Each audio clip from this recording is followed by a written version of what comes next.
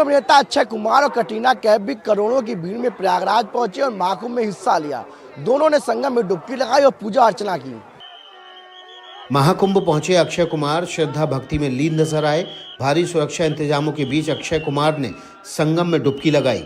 इस मौके पर मीडिया से बात करते हुए उन्होंने कहा कि यहां आकर बहुत ही अच्छा लगा, काफी अच्छी व्यवस्था है।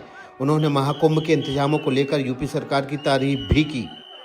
बहुत ही मजा आया, बहुत बढ़िया इंतजाम है, बहुत अच्छी तरह मतलब हम यहाँ के सीएम साहब योगी साहब का बहुत बहुत धन्यवाद करते हैं कि इतना अच्छा इंतजाम कर रखा है। कैटरीना कैफ भी अपनी सास के साथ महाकुंभ पहुंची। इस दौरान वो ट्रेडिशनल अवतार में नजर आईं। वो परमार्थ निकेतन शिविर पहुंची और स्वामी चिदानंद सरस्वती का आशीर्वाद लिया। कैटरीना कैफ की तस्वीरें और वीडियो सोशल मीडिया पर वायरल हो रहा है। महाकुंभ में आस्था की डुबकी लगाने वालों में फिल्म और टीवी सितारे भी पीछे नहीं हैं। अनुपम खेर, सुनील शेट्टी, राजकुमार राव समेत कई सितारे संगम में डुबकी लगा चुके हैं। उत्तर प्रदेश के मुख्यमंत्री योगी आदित्यनाथ ने आज महाकुंभ को लेकर विपक्ष की तरफ से उठाए गए सवालों का सदन में जवाब दिया। मुख्यमंत्री ने कहा कि महाकुंभ को लेकर जो जैसा देखना चाह रहा है उसे वैसा ही दिखाई दे रहा है। उन्होंने यहां तक कह दिया कि गिद्धों को सिर्फ लाशें दिखाई देंगी, सनातन की सुंदरता नहीं। यूपी विधानसभा के सदन में जब मुख्यमंत्री योगी आदित्यनाथ बोलने को खड़े हुए तो शुरुआत ही उन्होंने विपक्ष को निशाने पर लेते हुए किया। उन्होंने महाकुंभ पर लगाए गए आरोपों पर सदन में जवाब देते हुए कई बड़ी बातें कह दी। महाकुंभ में जिसने जो तलाशा उसको वह मिला, गिद्धों को केवल घास मिली, संवेदनशील लोगों को रिश्तों की खूबसूरत तस्वीर मिली, आस्थावानों को पुण्य मिला। एक सज्जन ने इस बात को कहा। सीएम योगी ने अपने भाषण की शुरुआत नेता प्रतिपक्ष माता प्रसाद पांडे को सनातनी बताते हुए की और अपने भाषण में बिना नाम लिए सपा अध्यक्ष अखिलेश यादव पर भी निशाना साधा। कहा कि पिछले 1.5 महीने में जिन लोगों ने अपने समय में इस पूरे आयोजन को अव्यवस्था और भ्रष्टाचार का शिकार बनाया था, आज वे महाकुंभ पर इस प्रकार की टिप्पणी करके भारत की भावनाओं के साथ ही खिलवाड़ करने का काम कर रहे हैं। महाकुंभ परसों शिवरात्रि के दिन खत्म हो रहा है। लगभग 3 करोड़ से ज्यादा लोगों ने अब तक संगम में स्नान किया है। महाकुंभ की शुरुआत से ही विपक्ष बीजेपी पर हमलावर है, वहीं बीजेपी विपक्ष पर लगातार निशाना साध रही है। प्रधानमंत्री नरेंद्र मोदी ने किसानों के खाते में किसान सम्मान निधि की 22,000 करोड़ की राशि हस्तांतरित की। इस अवसर पर उन्होंने किसानों के लिए कामों का लेखा जोखा भी दिया। भागलपुर में एक बड़ी सभा को संबोधित करते हुए कुंभ के बहाने उन्होंने अपने विरोधियों पर भी जमकर निशाना साधा। प्रधानमंत्री नरेंद्र मोदी बिहार के मुख्यमंत्री नीतीश कुमार के साथ भागलपुर की जनसभा में कुछ इस अंदाज में मंच पर आए। सभा में जुटी भीड़ से प्रसन्न मोदी ने किसानों के लिए अपनी सरकार के काम बताते हुए खासकर यूरिया के सस्ते दामों पर पहले की सरकार को घेरा। मोदी ने कुंभ की भी चर्चा की और उसके आलोचकों खासकर विपक्षी दलों को घेरते हुए कहा कि ऐसे सफल आयोजन से ये जानबूझकर दूर रहे। ये जंगल राज वाले महाकुंभ को ही गाली दे रहे हैं। महाकुंभ को लेकर भद्दी भद्दी बातें कर रहे हैं। राम मंदिर से चिढ़ने वाले लोग महाकुंभ को भी कोसने का कोई मौका नहीं छोड़ रहे हैं। वहीं बिहार के मुख्यमंत्री नीतीश कुमार ने भी अपने भाषण में राष्ट्रीय जनता दल को ही निशाने पर रखा। याद है ना, जब हम लोग आए थे पहली बार सरकार में, तो उस समय क्या स्थिति थी आप जानते हैं। शाम के बाद कोई घर से बाहर नहीं निकलता था। ये बुरा हाल है। जगह जगह लोग तरह तरह की बात करते, लेकिन जो लोग भी शासन में थे तो आप समझिए शाम में भी घर से बाहर नहीं निकलते थे। हालांकि विपक्ष को इस हमले का अंदाजा था, इसलिए तेजस्वी यादव ने पहले ही सवाल उठाया कि आखिर 2022 तक किसानों की आय दुगुनी करने के वादे का क्या हुआ। दुनिया भर में मशहूर है असम की चाय और चाय उद्योग को 200 साल पूरे हो गए हैं।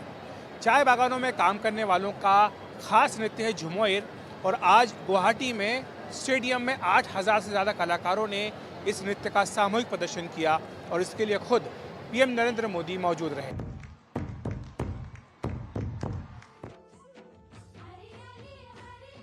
आठ 8,000 से ज्यादा कलाकारों का साजा झूमर, यह अपने आप में एक रिकॉर्ड है। लेकिन यह झूमर 200 साल पुरानी एक परंपरा की याद में है। 200 साल पहले असम में चाय के बागान लगे। अंग्रेजों ने मध्य भारत से लोगों को लाकर चाय की खेती के लिए बसाया। वे अपने साथ अपनी संस्कृति और संस्कार लेकर आए और असम के हिसाब से खुद को ढाल लिया। गुवाहाटी के सरूसजाई स्टेडियम में 8,000 से ज्यादा कलाकारों ने झूमर बिनंदिनी की अद्भुत प्रस्तुति की। ये नृत्य खुले मैदान में होता है। नर्तक आधे गोले या सीधी लाइन में रहते हैं। महिलाएं संगीत की धुन पर एक दूसरे को थाम कर थिरकती हैं, तो पुरुष गायक और संगीतकार की भूमिका में होते हैं। संगीत के लिए ढोल, मांदर, ढमसा और बांसुरी जैसे वाद्य यंत्रों का प्रयोग होता है। सोमवार को प्रधानमंत्री नरेंद्र मोदी भी इस विशाल प्रदर्शन के साक्षी बने। ये बहनों, आज असम में यहां एक अद्भुत माहौल है, ऊर्जा से भरा हुआ माहौल है। उत्साह, उल्लास और उमंग से ये पूरा स्टेडियम गूंज रहा है। नरेंद्र मोदी जी पहला बार आसाम भूमि में आए हैं। मैं आसाम की जनता की ओर से प्रधानमंत्री जी को हार्दिक स्वागत करता हूं। इससे पहले गुवाहाटी आने पर उनका भव्य स्वागत किया गया और उन्होंने यहां रोड शो किया। सड़क के दोनों ओर बड़ी संख्या में इकट्ठा आम लोगों और कलाकारों ने उनका स्वागत किया। असम का पारंपरिक नृत्य बिहू भी प्रस्तुत किया गया।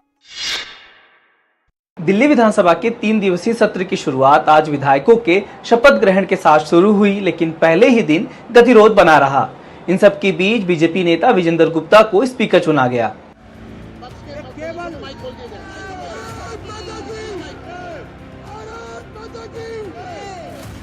दिल्ली विधानसभा चुनाव के पहले दिन सदन में बस हंगामा ही हंगामा रहा। पिछले विधानसभा में जो सरकार में थे वो विपक्ष में बैठे थे, जो विपक्ष में थे वो सरकार चला रहे थे, और इन दोनों के बीच सदन की गरिमा हंगामों की भेंट चढ़ती रही थी। स्पीकर के लगातार मना करने के बावजूद विपक्ष कुछ सुनने को तैयार नहीं था।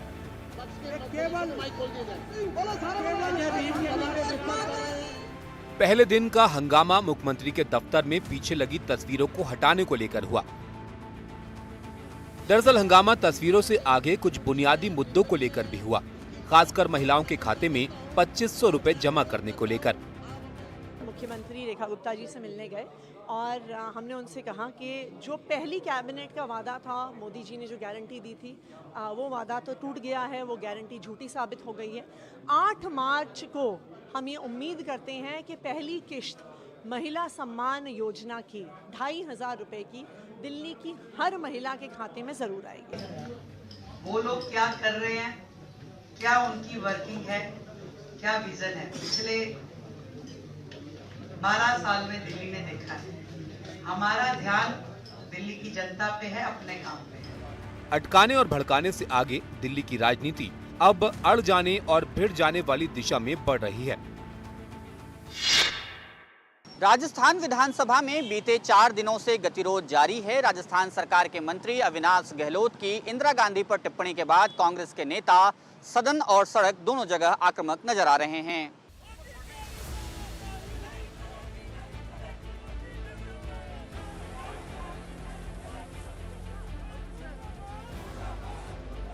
राजस्थान विधानसभा में विधायक 4 दिनों से धरने पर बैठे ही हैं। सोमवार को कार्यकर्ता भी सड़कों पर आ गए, विधानसभा घेराव की कोशिश की। जोर आजमाइश के बाद पुलिस ने कार्यकर्ताओं को तो विधानसभा नहीं जाने दिया, लेकिन कांग्रेस विधायकों ने सदन का बहिष्कार कर दिया। गतिरोध खत्म करने के लिए स्पीकर के चैम्बर में दोनों दलों के नेताओं की बैठक भी बेनतीजा रही। दोनों दल एक दूसरे को हंगामे का जिम्मेदार बता रहे हैं। सिर्फ सदन चलाने के लिए, जबकि गलती उनकी है, उसके बावजूद हम सारी चीजें सह रहे हैं। 4 दिन से यहाँ पे धरना हम दे रहे हैं, 6 लोग हमारे निलंबित कर दिए, माफी हम मांग रहे हैं, और सत्ता देखो किस अहंकार के रूप में यहाँ पे काम कर रही है, 2 शब्द बोलने को तैयार नहीं है। भाजपा भी अब बैकफुट पर आने को तैयार नहीं है। पार्टी कांग्रेस पर गुटबाजी और सदन को बाधित करने का आरोप लगा रही है। फिरा के वाक्य बोले वो पर्याप्त नहीं थे और इसलिए फिर हमको उनका विरोध करना पड़ा, और अब जो गतिरोध चल रहा है और उनको वॉकआउट करना पड़ा कांग्रेस को, उस सब के लिए यदि कोई जिम्मेदार है तो प्रदेश कांग्रेस कमेटी के अध्यक्ष गोविंद सिंह डोटासरा खुद जिम्मेदार है। दोनों दलों के रुख से गतिरोध समाप्त होने की संभावनाएं खत्म हो गई हैं। गतिरोध के कारण आज सदन की कार्यवाही 3 बार स्थगित करनी पड़ी। हंगामे के शोर में उठाए जाने वाले जरूरी मुद्दे गौण हो गए। महाराष्ट्र की सियासत में अब हो गई है मर्सिडीज कार की एंट्री। उद्धव ठाकरे के गुट को छोड़कर एकनाथ शिंदे के शिवसेना में शामिल हुई नेता नीलम गोरे ने आरोप लगाया है कि उद्धव ठाकरे किसी को भी कोई पद देने से पहले उससे मर्सिडीज कार भेंट लिया करते थे। मर्सिडीज दो और पद लो। उद्धव ठाकरे की शिवसेना छोड़कर एकनाथ शिंदे की पार्टी में शामिल हुई विधान परिषद की उपसभापति नीलम गोरे ने आरोप लगाया कि अविभाजित शिवसेना में ऐसा ही चलन था। आज उद्धव ठाकरे गुट के लोग भी सामने नहीं हैं। उनके सामने बोलने में ज्यादा मजा आता।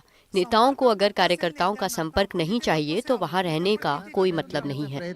नवीन मॅनेजरचा 12-13 पासूनच सुरू होता। नहीं त्यांच्यावर ढकलला जात होता। 2 मर्सिडीज गाड़ी देने पर 1 पद दिया जाता था। दिल्ली में चल रहे मराठी साहित्य सम्मेलन के दौरान नीलम गोरे के बयान से महाराष्ट्र की राजनीति में सनसनी फैल गई है। शिवसेना ठाकरे गुट के सांसद संजय राउत ने भी नीलम गोरे पर पलटवार किया है। संजय राउत ने नीलम गोरे से पूछा है कि 4 बार वे विधान परिषद की सदस्य रही है, उन्होंने कितनी बार उद्धव ठाकरे को मर्सिडीज दी। उन्होंने यह भी आरोप लगाया कि विधान परिषद में ध्यान आकर्षण का प्रस्ताव के लिए नीलम गोरे खुद घूसखोरी करती है। नीलम गोरे माफी मांगण्याच्या लायकीची पण नाही। प्रतिष्ठा हासिल करने के लिए ऐसे कार्यक्रम किए जा रहे हैं। आज इस मंच का अगर राजनीतिक इस्तेमाल हुआ है तो आयोजकों ने तुरंत इस पर आपत्ति जतानी चाहिए थी। विश्वातली एक भ्रष्ट संस्था आहे। अशा प्रकारचे कार्यक्रम हे पैसे घेऊन भेटी घेऊन लावलेले। दिल्ली में हुए मराठी साहित्य सम्मेलन में उद्धव ठाकरे की गैर मौजूदगी भी चर्चा का विषय बनी रही, क्योंकि इस समारोह में उद्धव ठाकरे को भी विशेष आमंत्रण भेजा गया था। मराठी कागजों पर तो है, पर कक्षाओं से लापता होती जा रही है। सरकार मराठी भाषा के प्रचार प्रसार में जुटी है, लेकिन जमीनी हकीकत दरअसल ये है कि मराठी भाषीय स्कूल लगातार कम हो रहे हैं, उनकी संख्या घट रही है।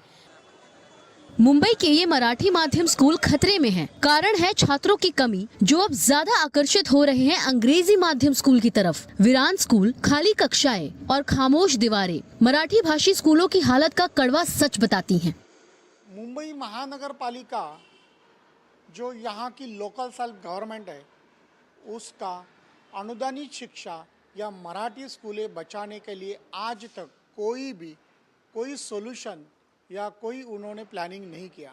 उल्टा जो मराठी प्राइमरी स्कूल खोलता है उसको जो अनुदान और एड देना चाहिए बीएमसी ने, वो भी उन्होंने बंद करके रखा 20 साल।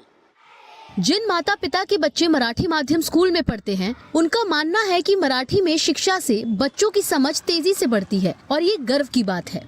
घर में मराठी है तो स्कूल में भी वो फटाक से कैचअप करेगी, और अंग्रेजी तो हम लोग सिखा सकते हैं उसको, इसलिए हम लोगों ने मराठी में डाला।